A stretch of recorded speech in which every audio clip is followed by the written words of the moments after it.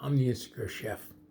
I just wanted to upload this quick video to apologize for the lack of filmed recipes that have been on the Insecure Chef site recently. I have run into a problem with my arthritis. It's been very severe and making it difficult, if not impossible, to walk or use my hands.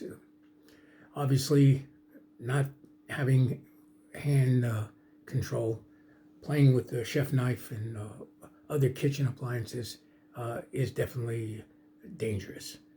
So that's one of the reasons I've been so slow in uploading new videos. Also, I've also run into a pinched neck nerve at the same time. So it has been very difficult. I'm having a difficult time even recording this short video. If I move my neck left or right, it's quite painful. So anyway, I just wanted you folks to know that I'm still here and that I will get back online as quickly as possible. And I thank you for my support, and hopefully the recipes that are currently up there are still of value to you. So you have a good day, and be safe out there. Take care.